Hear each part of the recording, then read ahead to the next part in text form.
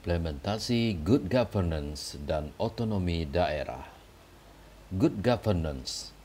Terdapat tiga terminologi istilah dan konsep good governance, yaitu good governance, tata pemerintahan yang baik, good government, pemerintahan yang baik, dan clean governance, pemerintahan yang bersih. Untuk lebih dipahami makna sebenarnya dan tujuan yang ingin dicapai atas good governance, maka ada beberapa pengertian dari good governance. Antara lain, menurut Bank Dunia, World Bank, good governance merupakan cara kekuasaan yang digunakan dalam mengelola berbagai sumber daya sosial dan ekonomi untuk pengembangan masyarakat. Menurut UNDP, United National Development Planning, good governance merupakan praktek penerapan kewenangan pengelolaan berbagai urusan penyelenggaraan negara secara politik, ekonomi, dan administrasi, dan informasi yang tersedia harus memadai agar dapat dimengerti dan dipantau. Sementara itu, UNDP berorientasi meliputi participation, keterlibatan masyarakat dalam pembuatan keputusan, baik secara langsung maupun tidak langsung, melalui lembaga perwakilan yang dapat menyalurkan aspirasinya. Partisipasi tersebut dibangun atas dasar kebebasan berasosiasi dan berbicara serta berpartisipasi secara konstruktif. Antara lain, 1. Partisipasi, participation. Sebagai pemilik kedaulatan, setiap warga negara mempunyai hak dan kewajiban untuk mengambil bagian dalam proses bernegara, berpemerintahan, serta bermasyarakat. Partisipasi tersebut dapat dilakukan secara langsung ataupun melalui institusi intermediasi. Kedua, penegakan hukum, rule of law. Good governance dilaksanakan dalam rangka demokratisasi kehidupan berbangsa dan bernegara. Salah satu syarat kehidupan demokrasi adalah adanya penegakan hukum yang adil dan tidak pandang bulu. Tanpa penegakan hukum yang tegas, tidak akan tercipta kehidupan yang demokratis, tetapi akan muncul anarkis. Tanpa penegakan hukum, orang secara bebas berupaya mencapai tujuannya sendiri, tanpa mengindahkan kepentingan orang lain, dengan menghalalkan segala cara. Oleh karena itu, langkah awal penciptaan good governance adalah menghubungkan sistem hukum yang sehat, baik perangkat lunaknya software, perangkat kerasnya hardware, maupun sumber daya manusia yang menjalankan sistemnya, humanware. 3. Transparansi. Salah satu karakteristik good governance adalah keterbukaan. Karakteristik ini sesuai dengan semangat zaman yang serba terbuka akibat adanya revolusi informasi. Keterbukaan ini mencakup semua aspek aktivitas yang menyangkut kepentingan publik, dari proses pengambilan keputusan, penggunaan dana publik sampai pada tahapan evaluasi. Yang keempat, daya tanggap, responsiveness. Sebagai konsekuensi logis dari keterbukaan, setiap komponen yang terlibat dalam proses pembangunan good governance harus memiliki daya tanggap terhadap keinginan atau keluhan para pemegang saham, stakeholder. Upaya peningkatan daya tanggap tersebut terutama ditujukan pada sektor publik yang selama ini cenderung tertutup, arogan, serta berorientasi pada kekuasaan. Untuk mengetahui kepuasan masyarakat terhadap pelayanan yang diberikan oleh sektor publik, secara periodik perlu dilakukan survei untuk mengetahui tingkat kepuasan konsumen. Yang kelima, berorientasi pada konsensus, consensus orientation. Kegiatan bernegara, berpemerintahan, dan bermasyarakat pada dasarnya merupakan aktivitas politik yang berisi dua hal utama, yaitu konflik dan konsensus. Dalam good governance, pengambilan keputusan ataupun pemecahan masalah bersama lebih diutamakan berdasarkan konsensus, yang dilanjutkan dengan kesediaan untuk konsisten melaksanakan konsensus yang telah diputuskan bersama. Konsensus bagi bangsa Indonesia sebenarnya bukanlah hal yang baru, karena nilai dasar kita dalam memecahkan persoalan bangsa adalah melalui musyawarah untuk mufakat. Yang keenam, keadilan, equity. Melalui prinsip good governance, tiap warga negara memiliki kesempatan yang sama untuk memperoleh kesejahteraan. Tetapi karena kemampuan masing-masing warga negara berbeda-beda, sektor publik harus memainkan peranan agar kesejahteraan dan keadilan dapat berjalan seiring sejalan. Yang ketujuh, efisiensi dan efektivitas. Efficiency and effectiveness. agar mampu berkompetisi secara sehat dalam percaturan dunia. Kegiatan ketiga, domain dan governance, harus mengutamakan efektivitas dan efisiensi dalam setiap kegiatan. Tekanan perlunya efektivitas dan efisiensi terutama ditujukan pada sektor publik, karena sektor ini menjalankan aktivitasnya secara monopolistik. Tanpa kompetisi, tidak akan ada efisiensi. Yang kedelapan, akuntabilitas, accountability.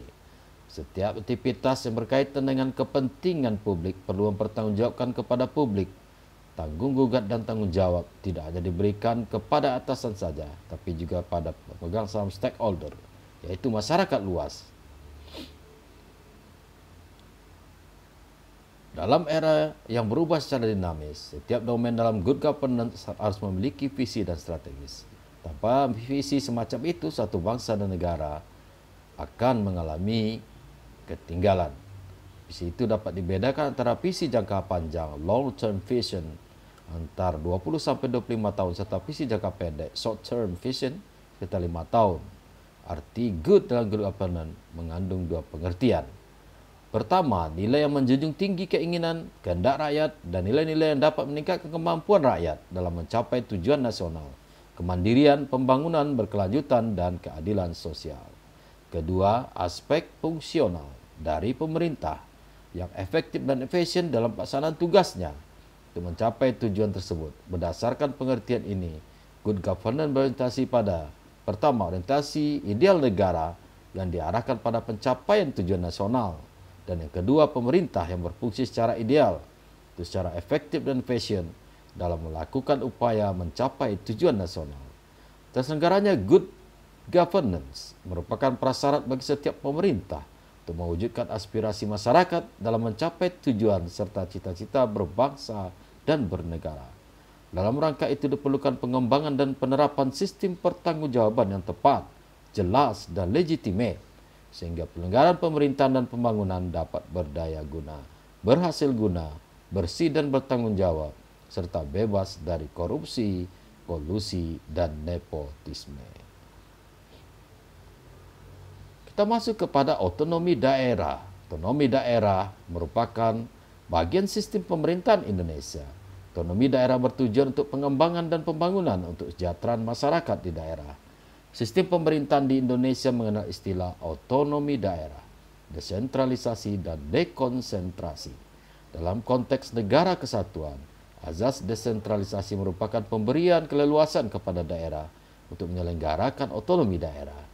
Di Indonesia, otonomi daerah diselenggarakan untuk memperbaiki kesejahteraan rakyat. Pemerintah daerah juga melakukan pengembangan yang disesuaikan wilayah masing-masing. Pengertian otonomi daerah. Otonomi daerah adalah kewajiban yang diberikan kepada daerah otonom untuk mengatur dan mengurus diri sendiri, urusan pemerintahan dan kepentingan masyarakat setempat sesuai undang-undang. Otonomi daerah menurut aspirasi masyarakat bisa meningkatkan daya guna dan hasil penyelenggaraan pemerintahan dalam rangka pelayanan terhadap masyarakat dan pelaksanaan pembangunan sesuai dengan peraturan perundang-undangan. Beberapa pengertian otonomi daerah.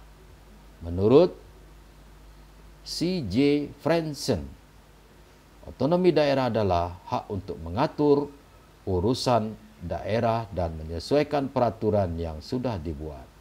Menurut J. Wejong, otonomi daerah merupakan kebebasan untuk memelihara dan memajukan kepentingan khusus daerah dengan keuangan sendiri, menentukan hukum sendiri, serta pemerintahan sendiri.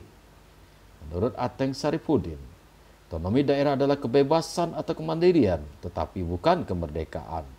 Kebebasan tersebut merupakan perwujudan dari pemberian kesempatan yang harus dipertanggungjawabkan. Menurut Undang-Undang Nomor 12 Tahun 2008 dan Undang-Undang Nomor 32 Tahun 2004, otonomi daerah adalah hak, wewenang, dan kewajiban daerah otonom untuk mengatur dan mengurus sendiri urusan pemerintahan dan kepentingan masyarakat sesuai dengan peraturan perundang-undangan.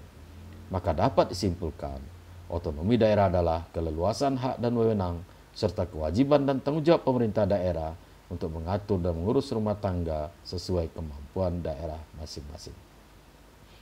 Adapun prinsip dari otonomi daerah, ada 5 prinsip penyelenggaraan pemerintah daerah, yaitu 1. Prinsip kesatuan. Otonomi daerah harus menunjang aspirasi perjuangan rakyat untuk memperkokoh negara kesatuan dan mempertinggi tingkat kesejahteraan masyarakat lokal. 2. Prinsip real dan tanggung jawab. Otonomi daerah nyata dan bertanggung jawab untuk kepentingan seluruh masyarakat. Pemda berperan mengatur proses pemerintahan dan pembangunan daerah. Ketiga, prinsip penyebaran. Azas desentralisasi dan dekonsentrasi bermanfaat untuk masyarakat melalui inovasi pembangunan daerah. 4. Prinsip keserasian. Daerah otonom mengutamakan aspek keserasian dan tujuan di samping aspek demokrasi. 5. Prinsip pemberdayaan. Tujuan otonomi daerah adalah bisa meningkatkan daya guna dan hasil guna penyelenggaraan pemerintah di daerah, terutama dalam aspek pelayanan dan pembangunan masyarakat. Selain itu dapat meningkatkan pembinaan kestabilan politik dan kesatuan bangsa.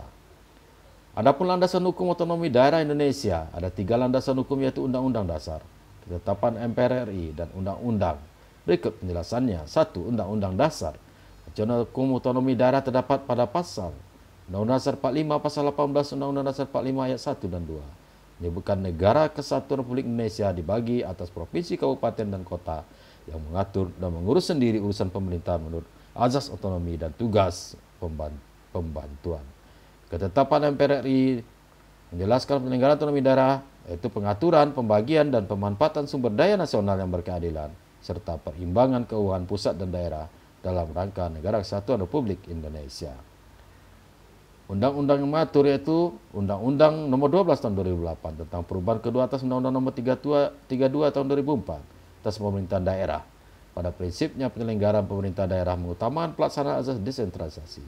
Dalam Undang-Undang Nomor 12 Tahun 2008 adalah mendorong pemberdayaan masyarakat, menumbuhkan prakarsa dan kreativitas, meningkatkan peran masyarakat, serta mengembangkan peran dan fungsi DPRD. Dimensi otonomi daerah yaitu nilai unitaris, nilai dasar desentralisasi teritorial.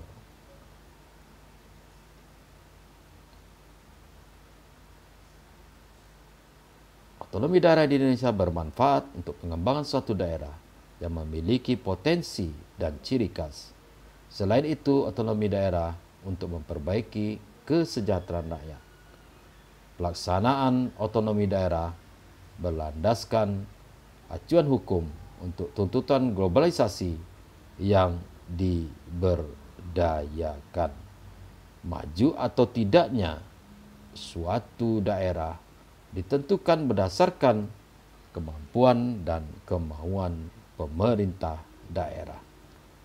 Pemerintah pusat memberikan kewenangan pada pemerintah daerah untuk mengurus wilayahnya masing-masing. Nah, Indonesia tidak mempunyai kesatuan pemerintahan lain di dalamnya yang bersifat negara. Kedaulatan melekat pada rakyat, bangsa, dan negara kesatuan Republik Indonesia tidak terbagi menjadi kesatuan-kesatuan pemerintah. Kemudian nilai dasar desentralisasi teritorial bersumber dari isi dan jiwa yang tercantum pada pasal 18 Undang-Undang Negara Kesatuan Republik Indonesia tahun 1945. Pemerintah diwajibkan melaksanakan politik secara desentralisasi dan dekonsentrasi di bidang ketatanegaraan. Demikianlah topik kita pada hari ini mengenai otonomi daerah dan juga good governance implementasinya di Indonesia. Terima kasih. Sampai jumpa. Assalamualaikum warahmatullahi wabarakatuh.